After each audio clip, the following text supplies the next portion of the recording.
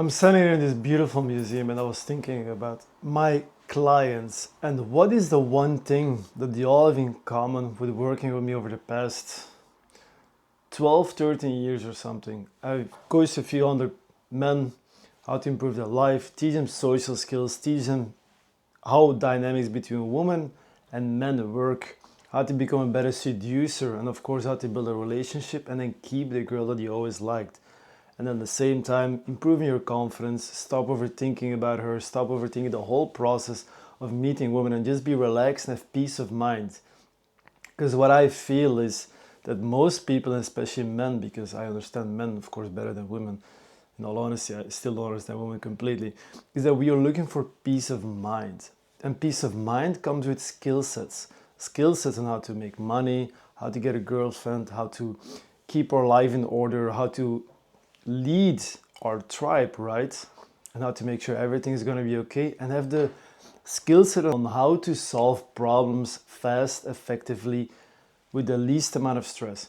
And the one thing that all my clients have in common is they always tell me, and I think that's so interesting, is they always say, I wish I did this coaching with you earlier. And I always wonder, like, why were you not taking my coaching earlier? Because oftentimes when I meet somebody and they're interested, it takes always a few months or sometimes even years before they come to me and work with me. It's an interesting pattern.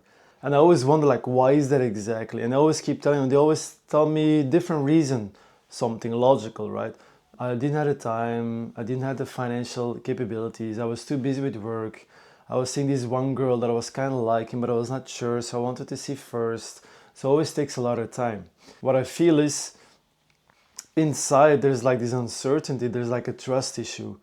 And I don't think it's with the external world, I think it's with yourself. You see something and you have this first thought of curiosity. Oh, this is actually something that I want and can help me improve. But then the mind intervenes. We have these excuses. Not excuses, but they can be legitimate sometimes because, of course, in this world, there's a lot of people trying to take advantage of you, take advantage of us. We've all been in situations like that. So there's a trust issue. You don't really trust your inner guidance. That we always say, like the microbiome, where our intuition is the Buddhists say our little Buddha is sitting there. So we have this instinctual interest in doing something that can be good for us, and then the mind intervenes with these doubts. Oh, should I do this? Should I not do this? Maybe it's not good for me. Maybe I should not go to the gym because it hurts a little bit, right? Maybe I should not do it. Getting help to get a better girlfriend. Should I do that? Social skills, come on. And what I learned as well is that one of the things that all men know and have a lot of answers for is dating. Every man in the world, you can ask them and say, hey man, what should I do in this and this and this situation? Everybody will give you an opinion. And I find it very fascinating. And of course, there's only a very small amount of people and men in this world that live a dating life they want. I see it all the time. This is my field of expertise. I see it around me. I see all the excuses. I've seen everything. Completely fine. Everybody's in their own spot. But I find it interesting, right? Because what I also feel is not trusting your intuition and procrastinating on the idea of working on yourself and taking that leap, right? Because it's a leap you're taking. You're taking a leap of faith to change your life and trust that you're gonna say goodbye if somebody that is past you, right? The person you're today will not be tomorrow. But if you take a leap of faith, you invest in yourself time, energy, and money, you'll become a better person, a different person, a person that you want to become. Like, who are you becoming, right? And in that process, we need courage. And what I feel is, on a very deep level, and I think is something that many spiritual teachers talk about, is there is a lack of self-love. I don't say that there is no self-love, I'm saying there's a lack of self-love. And it's the same with somebody with negative habits, for example. Let's say somebody drinks a lot of alcohol, somebody eats a lot of sugar, a lot of processed food, somebody's not exercising, somebody's smoking.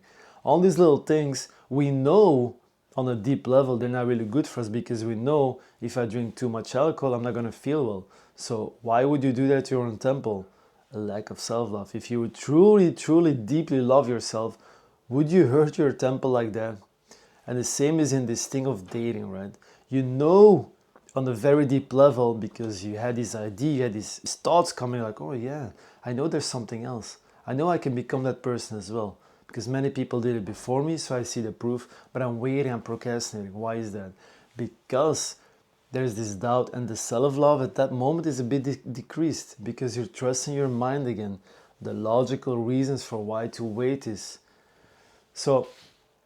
I'm just giving you this as a thing because I find it super interesting that people always tell me the same when we coach together because I ask them and they always say, I wish I've done it earlier. So this is not, I don't want to preach this to you. I don't want to tell you if you're interested in taking my coaching or any other coaching or something else you want to improve in your life, or you want to travel to the south of America, you want to go to the States, you want to do something cool, start a new hobby. I'm just observing what I'm seeing, and that observation is that people procrastinate on the thing they really want to achieve in life and the person you want to become because of the doubt of the mind, right? We live in a time that people are fighting for our attention. Social media, people around us, business, everything. And everything is stealing your attention away from the things that matter the most to us. And in my opinion, they are dating, being financially free, having peace of mind spiritually, having a loving family next to you, having really good friends that you can have stake and enjoy life with. And we are getting stolen by attention left and right.